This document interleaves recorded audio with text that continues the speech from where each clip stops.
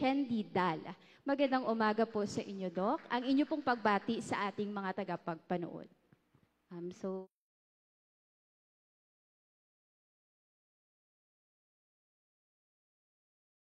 Espesyalista para sa bayan. at this point po, Doc, ating pag-uusapan kung ano nga po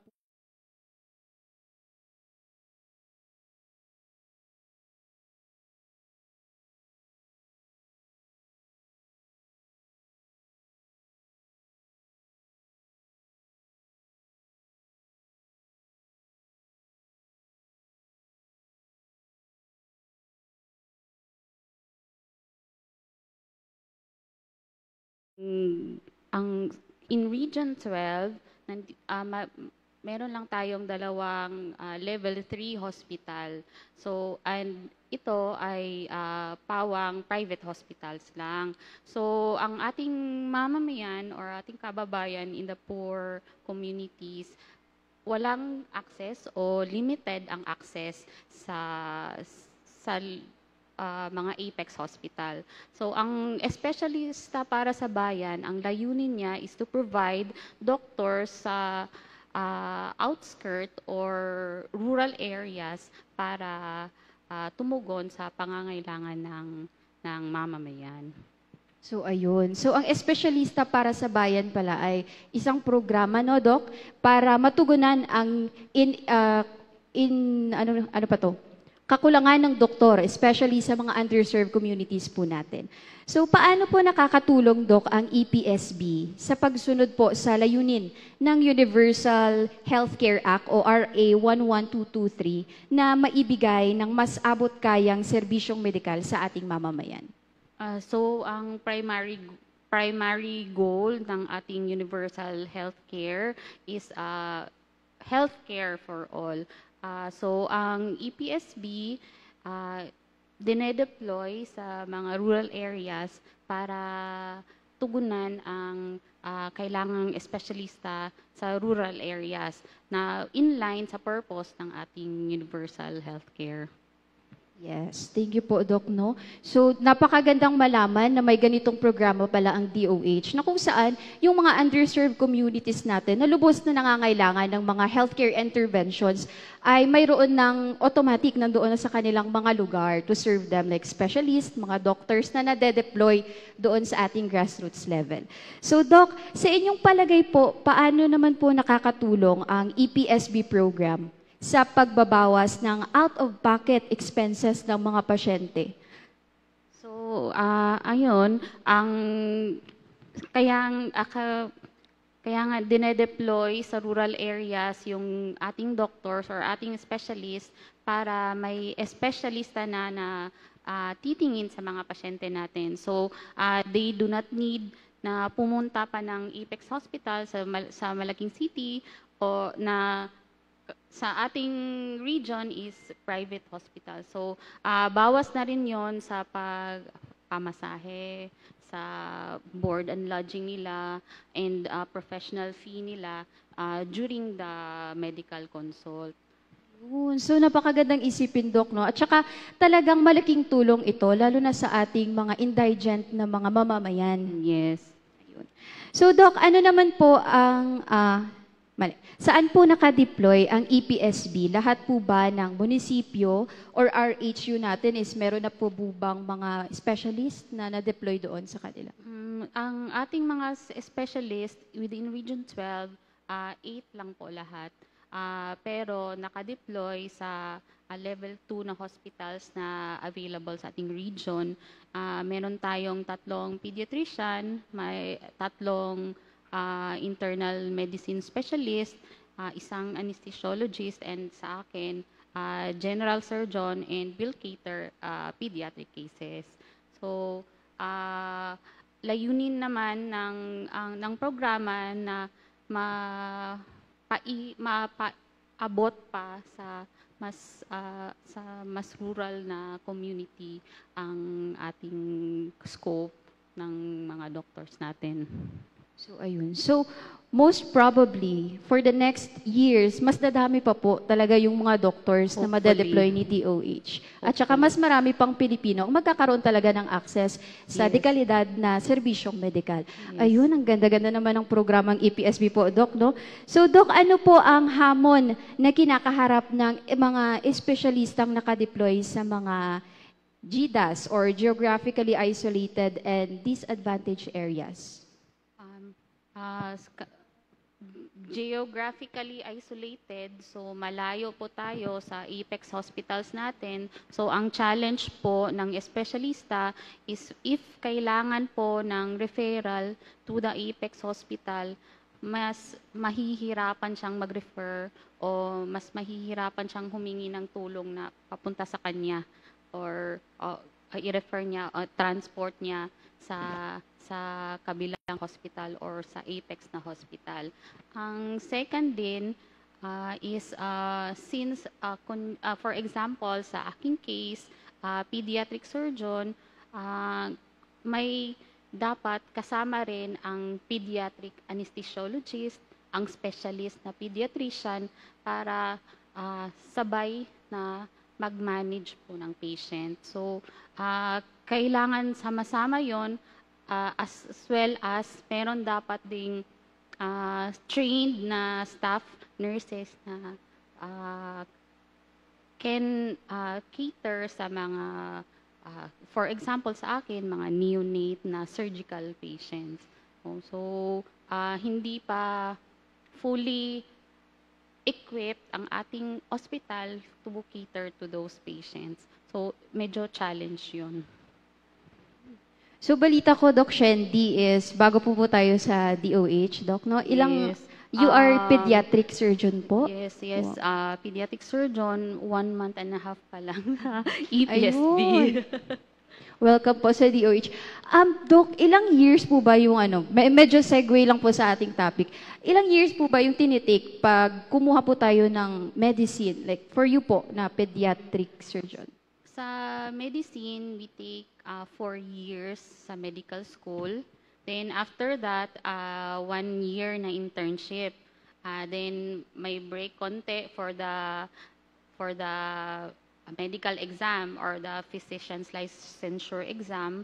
Then after that, training na po tayo sa under general surgery, which is 5 years.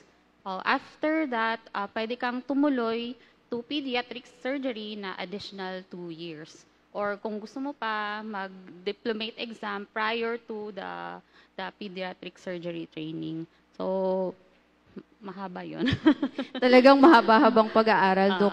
More than 12 or 13 years yun. Wow. Sa medicine. Baka may mga viewers po tayo ng mga kabataan na gustong mag-doktor. So, 12 years po. Ayan.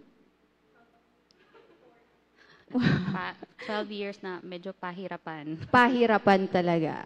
Ayan. Pero baka naman, Doc, may mga students na nakikinig sa atin. Siyempre, kailangan natin ng mga doktor na mag-serve sa ating mga communities.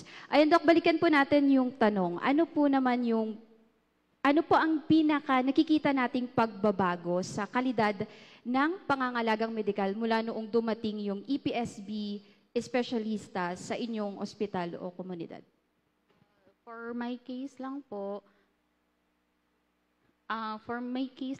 dahil surgeon, we can cater na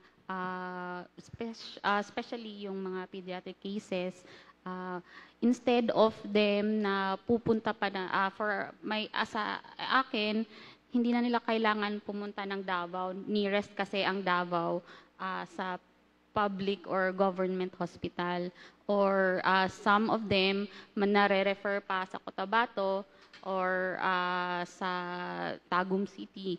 So instead, they go na sa Sarangani Provincial Hospital kung saan ako na-deploy para makater na sila doon.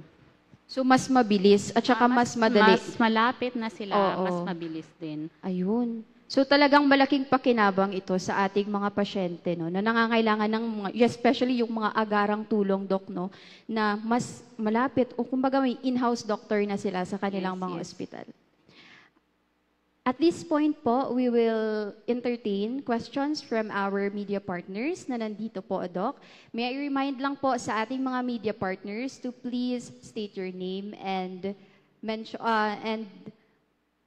say what media entity you are presenting before shooting question. Thank you. Who will throw the first question po from our media partners?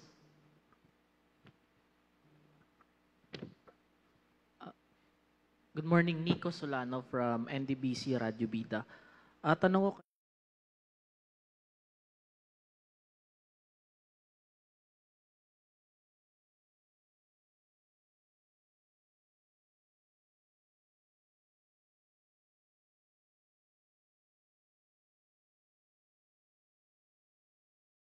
program. So, sa kanila din, meron data kung sino ang, or kung saang lugar nangangailangan ng espesyalista. So, they make it available para ma-deploy kaming espesyalista sa mga lugar na yon. So, it is in the DOH hands na ma-provide ang ating espesyalista sa rural communities.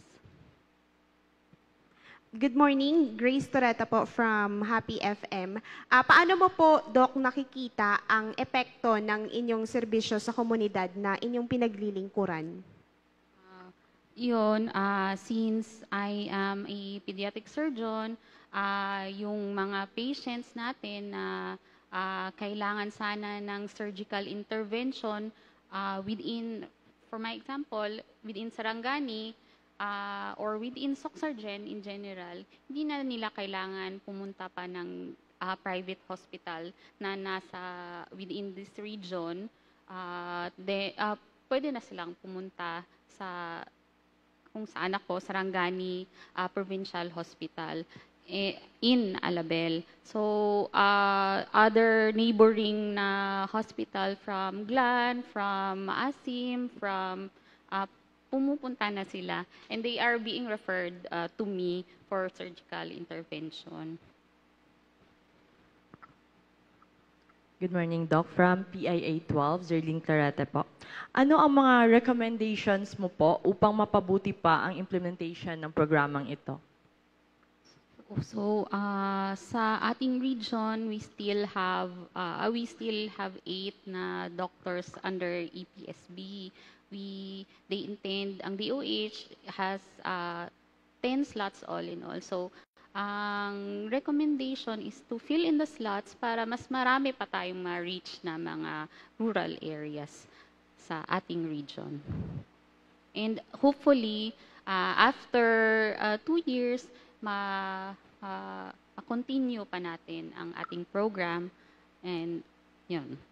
Sana nga po talaga, Doc, no, mas mapalawak natin ang serbisyo at saka sana mas maparami pa yung mga doktor na nagsiserve sa ating underserved communities. So, Doc, eto po, medyo personal po ito na tanong. Since you are one of the EPSB specialist po na deployed sa on-ground, ano po yung pinaka-memorable na karanasan po habang nakadeploy po tayo sa ilalim ng EPSB?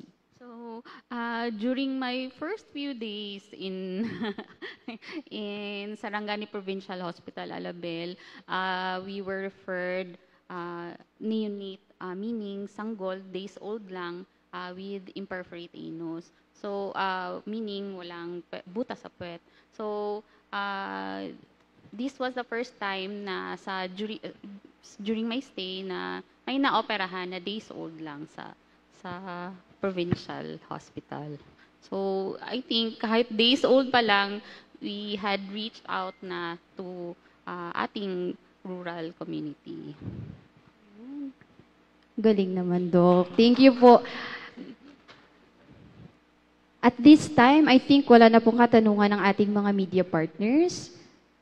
So talagang napakagandang isipin, Doc, na yung EPSB is pioneered last 2023 po, Doc, no? Kung saan yung mga underserved communities natin is mayroon na talaga silang access, may mga specialist at mga doktor na maaari nilang lapitan. So, Doc, yung mga services po ninyo is libre po, Doc, no? Yes, libre lahat. So, ayun, na talagang Palakpakan naman po natin ang DOH. Maraming salamat po sa EPSB program. For sure, for the next years, mas lalawak at magkakaroon pa ng expansion ang programa ito. Sana.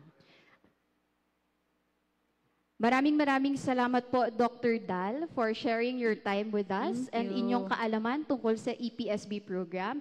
And to our media partners who joined today and nag-share din po ng time, maraming salamat po sa ating DOH technical team and my team from PIA. Thank you so much din po. Sa ating mga kababayan, ayan, tandaan po natin na ang espesyalista para sa Bayan program ay naglalayong tiyakin na kahit saan ka man nakatira, sa lungsod man o malalayong lugar, ay may access ka sa dekalidad na serbisyong medikal. And of course, to Sir Marlon Hamero pala sa Zoom, thank you din po, sir, for sharing your time with us. Sa lahat po ng nanunood sa ating Facebook Live, thank you so much. Hanggang sa muli po. Ako po si Aurea Marie Bilhera ng Philippine Information Agency at ito ang kapihan sa DOH with the media. Sama-sama nating itaguyod ang isang healthy Pilipinas. Magandang umaga po.